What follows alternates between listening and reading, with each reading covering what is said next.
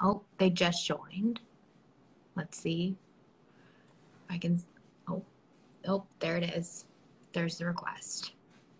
Is it going to go? Who knows? Hello. Yo. We made it. We did it. We did it together, too. Awesome. How are you? I'm hanging. We leave for tour tonight. So there's definitely nothing to get done. I'm not doing 50 things. I'm not doing a lot of laundry. And I separate my colors, too. So You have it down to like a T by now, though? Like, of course I do. Okay. Yeah. Like, I have to, like, right now, all the blue stuff is in. It's blood. I was doing blue and green. The last load was purple and red. So I'm kind of, like, trying to condense it because we 7 hours. Wow. Awesome. Well, thanks for taking the time out of your day to join us today with this busy nonstop. I mean, Of course. I just picked up a new ring, too. I'm excited. So to jump off of Songwriters Camp, to kick it off, we always ask, how'd you get your start in songwriting? Badly. I started writing songs when I was like 12 or 13, and they were so bad. I still have all the books, though, all the journals. Mm-hmm. And one of my friends knows where they are, just one. And he's got instructions if I die to destroy them and not read them and not let anybody get a hold of them. Because I see what they do with other people where they're like, here's their journals. These are their... And I'm like, fuck you. I'm sorry. I don't think I can say that. Forget you. I don't want them to ever read those because they're so embarrassing. And I'd be like a ghost just sitting there cringing like, like if anyone saw them. So why keep them then? I'm like a sentimental hoarder. Okay. I have every phone I've ever had. Every single one? Yes. Do you ever go back? Do you ever go back and read them, the songs that you wrote when you were younger? No, because I wince, but I can't bring myself to destroy them. Okay. Hang on, I know they're in this box. This is one of my boxes of just sentimental stuff. Okay, hang on. I'm finding them all. I have a big freezer bag of Polaroids right here. Hang on. Here is every single tour pass, every tour laminate right here. Here is, people yelled at me for this one, but I'm gonna show it anyway. Like almost every hotel key. Oh my! I know it's not a good thing. Oh, here we go. Phones. 1, 2, 3. This is every phone I've ever had, and I didn't get to have one until I was like 14. I was like one of the last people in my 9th grade class to get one, but boy, did I get one. Okay. Oh, here's the first one. Yes. Okay. Oh, I'm so happy that the conversation went here because these are so fun to look at. It's so sticky, and for what? What's in here? Oh, here's another. Okay, actually, I've had phones. Okay, are you ready? Yes. Yes. Okay, hang on. I'm gonna put them on this. Okay. I need to wash these pants. Okay, I'm putting them on pants I need to wash. All right, I'm going to try and do this. You know what? I'm not going to try and do it in order. It'll take a second. So, you ready for this? I'm just showing you this so you know I'm not lying. Here we go. How do I flip it? I'm 40. Here we go. That is insane. Why do you have two of the Right? same? I love the Crazers. Yeah, like, and these, like, they were like, you know, there was the Razor phones. These are like the thinner ones. Mm-hmm. Like, yeah, they're really fun. You could do like that with them. Like, yeah. That is amazing. The Razor is my first phone. This was my first phone. You know what I'm saying? Like buttons. iPhone 4S. I had one of these. I don't know what it is. But it was there. Yeah, and then the rest are just the iPhones. That's amazing. Kind of a phone connoisseur, you know. So Anyway, what are we talking about? Songs? yeah, to get back on track. But so you don't reread your songs that you wrote when you were younger at all, ever? No, no. I barely Would you listen ever to like like older try to like Aardvark songs. I'm always like, would you ever try to like rewrite one to like, oh, maybe that was a nice jumping start?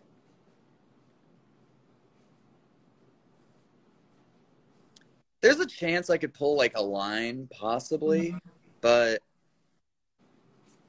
the problem is, I was at first I was just copying like Sum 41 and Green Day and like Good Charlotte and Blank, as you know most people did, and I was like writing songs about shit I knew nothing about at all. I was writing about girls, and I was like, dude, never even like held someone's hand. I was writing about, dude, I made songs about like partying when I was like 12, just because I was like, yeah, that seems like what people make songs about. Mhm. I've literally never drank in my life. Um, yeah, I don't know. I feel like, and then there's like the overly emotional, like brooding stuff. Uh, So you were I don't. literally just writing to write. Yeah, I was just like writing because I was like, you know, I want to. I don't even know why. I think I was just doing it. I was just like, yeah, songs. That makes sense. I'm Mhm. going to do that. And I had lived zero life. And if I was writing about my experiences at that point, being like 12, I don't know. I would have written about like trying to kickflip and like Yu-Gi-Oh cards. So how would you describe your songwriting style now? Very good. And No, have you so I I think I found a good place for metaphorical slash animated slash pretty writing with the first couple albums, and then um it started feeling really good to just say what I was feeling and thinking, like in a more blunt way, specific way, like, and not leaving anything up to interpretation and just saying shit. Like it just felt better, especially if it was angrier. It just like a little more cathartic. yeah. And so now I feel like it's a good mix of the two, because I think if you go too blunt, you just wind up sounding like these like bullshit TikTok bait people who are like trying to create like a 10-second clip. You know what I mean? Like I'm not, yeah. And do you feel that you've reached like a comfortable balance between the two? Yeah, I think it's good because I mean, there's like, I mean, like Funeral Grave, for just for example, because it's Mhm. like one of the most recent things, or the most recent thing until tomorrow night. You know, there's stuff like The Bridge where it's like nicer and it's like flowy and pretty and, you know, kind of metaphorical and stuff. And then there's like lines going into like the second chorus where it's like, no, your dying wishes to be baptized in my spit. Like it's like kind of funny, very like in your face, blunt, Mhm. not metaphorical. Well, I mean, there is actually a layer of something in there, but I'll probably get to that more as the album starts rolling out, because I don't want it to be taken disingenuously. But Mhm. yeah, I mean that's what I'm saying is like now I feel like there's a balance, because while I enjoy reading certain, you know, stuff like, if you go back and listen to like our song, like "Sleep Alone," for example, like off the second album, it's some of the prettiest, like some of the like prettiest, like metaphorical, you know, all this Mhm. stuff, and there's like a lot of like colorful animation and wordplay and all this stuff. But then it's really fun to do stuff like Tantrum or Turbulent or whatever live, where it's just way more in your face. You know what I mean? Yeah, for So, sure. And are you thinking about the live performances when you're writing your songs? normally, no. Like, I mean, okay, I consider it, but I don't necessarily write for the show. You Mm-hmm. know what I mean? Like, actually, so we're about to drop this song tomorrow called Self Sabotage, and we just started practicing it yesterday. And I was like, oh my God, I left no breathing room for myself. Damn it. You know what I mean? Like, so Yeah. I'm really not thinking it like, so I think about it in the way of like, say, for example, there's like an insane outro on a song where I'm just like, oh my God, live, they're just going to kill each other. Let's go. This is going to be crazy. You know, whatever. Mm-hmm. Like, that's kind of the extent of like the live thinking. You know what I mean? Yeah.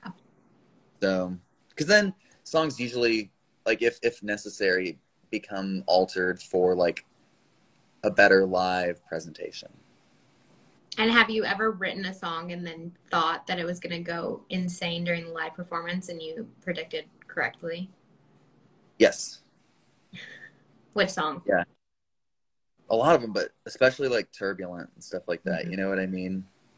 And would you No, say I'm that also, that's the song that like gets the biggest reaction? yeah, Watch What Happens Next does. Numb gets a really good one. There are certain songs that people always want us to play, but like it just doesn't get that kind of reaction. I'm going back to look at. Let me see. You know, Fuzzy actually does better than I thought it would live. I mean, I knew it would be cool, but it Mm-hmm. goes well. Yeah. There's certain ones that you would think go well or like, you know, have like a ton of plays or whatever. They're like popular ones, but for some reason live they just don't happen like that. That's so interesting. And then the songs that I mean, like you're performing songs that aren't necessarily out yet live. How does I that love doing that. It's Yeah. fun. Like, so the first time we play it, uh, everyone's just like, "Oh my God, what the hell is this?" You know, whatever, whatever. Mm-hmm.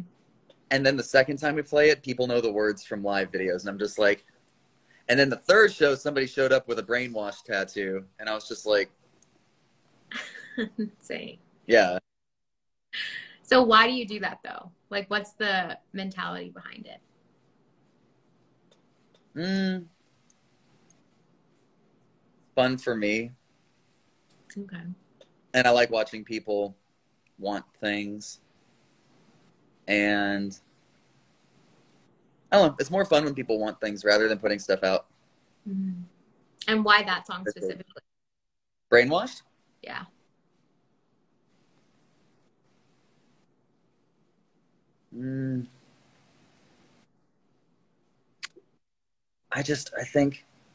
I think it's so good. And then, you know, I send newer songs and mixes and stuff to like a very small group of friends that I like trust with things. And so many people were just freaking out about Brainwash specifically. Like, and I was thinking it'd be really fun to do that and just let live videos circulate of things. Yeah. And so like for example, like Mikey, he hit me and was like, dude, Brainwash is the one. You got to do that one. Da da da. And I was like, you know what? He's right. And I like you know just watching. Or, you know, I haven't been looking too much lately, but I loved playing Brainwash and then just watching everybody be like, put it out now. And I'm just like, no. The power. Yeah. So why Funeral Grey, to go back to that one, why was that the first release after Greatest Hits? Because we had so many shows coming up and it just felt very good. And even thinking about like Sad Summer, for example, with the one we leave for tonight, just thinking about how that's going to feel outside, like in the sun with like a bunch of people and stuff was just like, that one just, it was kind of an intuitive thing, you know? Yeah. And like, I still pulled other people's opinions just to see. And it wound up being really unhelpful because everybody had a different favorite song, and which is a good thing. which means there's a lot of good songs. But yeah, I don't know. That one just felt right for the amount of shows that we're about to do and the kind of shows. You know what I mean? Yeah. And speaking about Funeral Grey, like it did come out not that too far behind Greatest Hits, but can you see how your songwriting style has changed in that even that short amount of time? I think I just started going like trying to write songs more with a guitar again. Because normal, like with with Greatest Hits, I had This Boy, and I would just, have chords looped. You know what I mean? Like Yeah. different buttons and like pads and stuff, layer a few things up, let it run for however long, and then just like freestyle over it. You know what I mean? Mm-hmm. And there's actually, like I said, it's kind of the same idea, but more so just with guitars. I think I just wanted to go back to like holding a thing and like, I don't know, because that's how it all started. You know what I mean? Mm-hmm. So, Like back to your roots. yeah, see, and that's the thing is like I never want to. I feel like, and I could be wrong or talking out of my ass or whatever, but I don't like. I feel like I never want to do the go full, like back to the roots thing, because I feel like that's what people do when they're like they did something that didn't work. Mm-hmm. You know what I mean? Yeah. They're like something, they put something out and it was like okay, and people are like more into old stuff, and they're like, you know what? Don't worry, you guys. We're going back to our roots. It's gonna be like before. It can be like before. You know what? And I never want to do that. Like if people don't like shit, I'm just gonna be like, okay, and then keep making more, because there's always a lot more to make. And actually, literally, Funeral Grey and Brainwashed were both with this little like $50 guitar. That This one guy right here. Yeah, it's literally like I mean, it's like that's it, and like Funeral Grey, it's like the whole thing, and then Brainwash is like,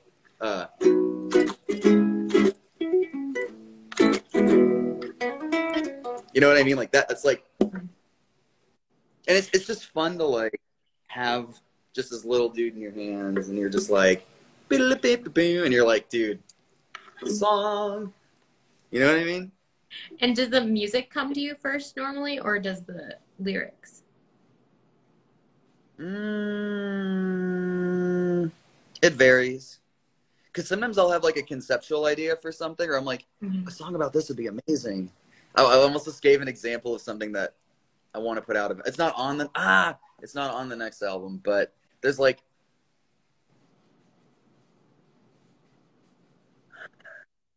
I'll have like just like a good idea for like, I'm like, if there was a song about this that kind of went like this, and I kind of like jot some verses just to go back to and like refine later. That happens. But then there's also times where like I made the Brainwashed riff, actually, and the Funeral Grey one before any lyrics were there. You know what I mean? Yeah. So yeah, it really does vary. And so does like the next era of your music, like band, kind of just like lay out itself? You don't necessarily go in. Sorta. Yeah, I mean, it's not like a conscious decision. It's kind of like what's happening. And then I also get bored really easy. And so I guess like the style of how things come together fluctuates and changes every like 6 months. Do you find that that's fun though? Because I mean, you're constantly creating like a new approach to your music. Yeah. Also, you are so good at like articulating questions that like move things forward. I feel like you've done this before.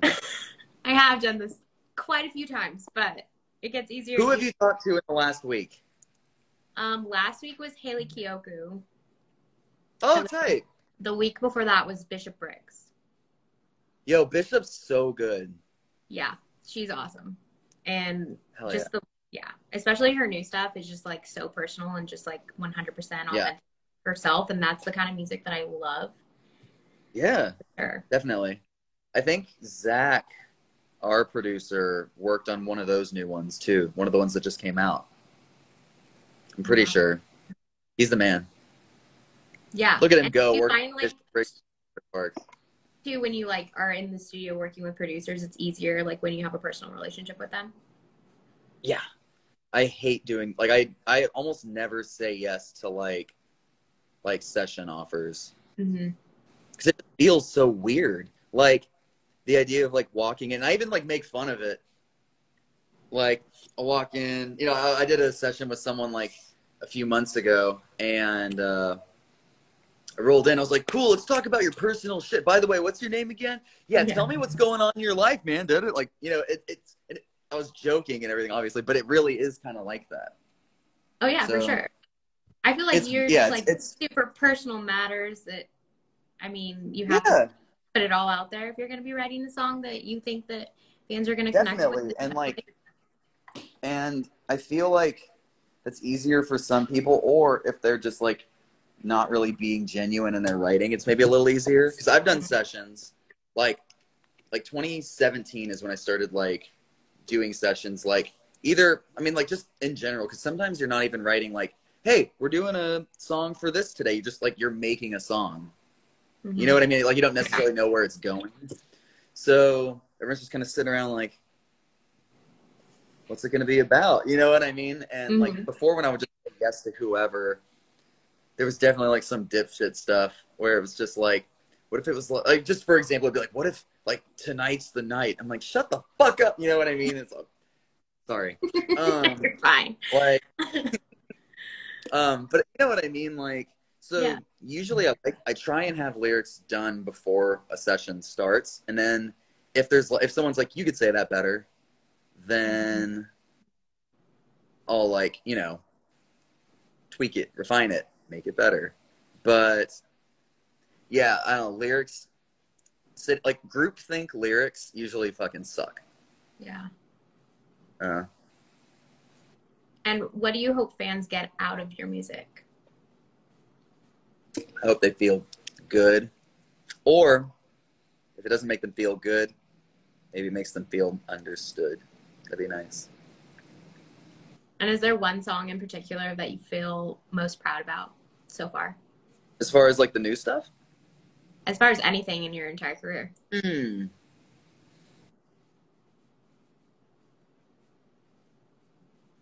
Mm. There's a lot of new ones that I'm just very, very excited about, but let me look at stuff that's out. What do you mean something went wrong? Come on, Spotify. We're live with Entertainment Weekly. Be better. Do better. It's my least favorite thing. Okay, here we go. You know what?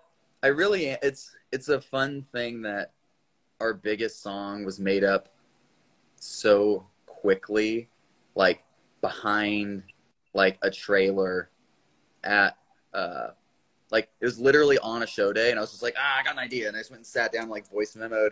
I miss sex police. I don't want to die anymore. Like full verses and choruses and everything, and it almost didn't even make it because it was just like a quick side idea, and it became literally the biggest one. I think that's fun. That's insane. Are there songs that haven't made it on any album so far that you're like holding on to and Yeah, waiting? So how do you know which waiting. song? How do you know which song goes to which album then?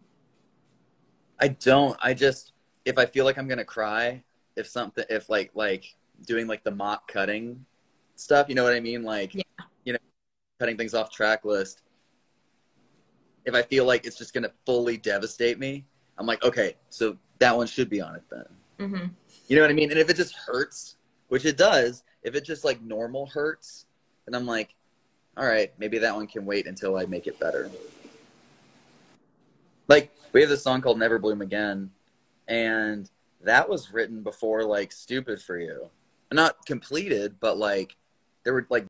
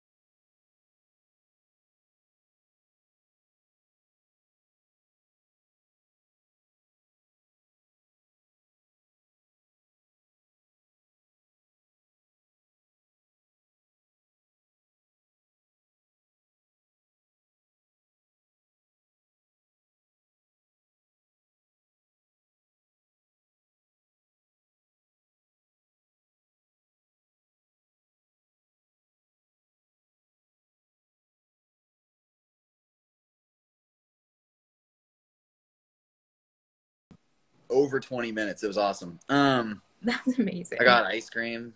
Went to the beach. It was all rocks though, no sand. I found one store with blue Gatorades, like real ones. Because like UK blue Gatorade, I still take it because it's passable. But it tastes like, you know what Mio is? Like that stuff you squirt in water? Yeah. It tastes like watery Mio mixed with like Powerade over there. It's like, That's gross. But I found a place with like 12 of these. And they were like way marked up. It was like $6 a Gatorade. Bought all of them. That was a highlight. I was just like, yes! Anything familiar, I'm just like, this is the best. Mm-hmm. Mm-hmm. And now that the U.S. portion of the tour is coming up, is there anything that you're looking forward to? Or just all of it? Yeah, being able to open my Postmates and see like stuff that I recognize. Like, and not like Chibo's pizza that doesn't even show up like an hour later. That's gonna be like opening my phone and seeing like like Panda Express. I'm gonna be like, this is amazing. Like I felt like, this is gonna sound like a joke. I felt emotional. I was just like, like having thoughts, being able to like order things that I know and like. Yeah. You're just comfortable. Yeah. And with the upcoming tour, is there anything you can tease or what song you're most excited to perform to the U.S. audience? Self-Sabotage. And what can you tease about that? Because that comes out tomorrow. I'll tease 5 seconds. We have 5 seconds.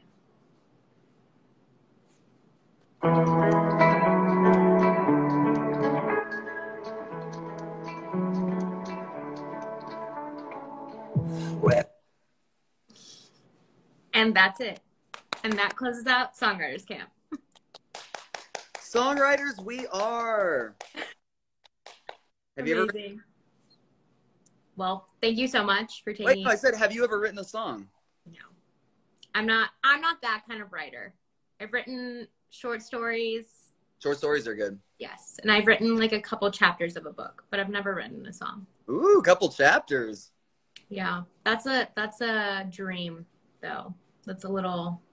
Okay. I need to work on it. Okay. Mm-hmm. Well, are you gonna work on it more? Yeah, one day. When I'm not one day. When I'm not busy with work. You're always gonna be busy with work. Okay, when it's not summer, when it's not like the busiest time of the year, then I'll sit down. Is it the busiest? In the entertainment, summer is the busiest. Summer tours, summer blockbuster movies. I was gonna say like what's it called? I was gonna say like holiday time is super busy, but then I was like, no, not for entertainment. Everything like shuts down. Fam, what up? Nice. I just started looking at the comments. Yeah, everybody's been on the comments like excited for tour. Asking. Yes, amazing. There's a lot of questions in the. They want to know when the album's coming out. A lot of Knives Out too. Knives Out. Yep.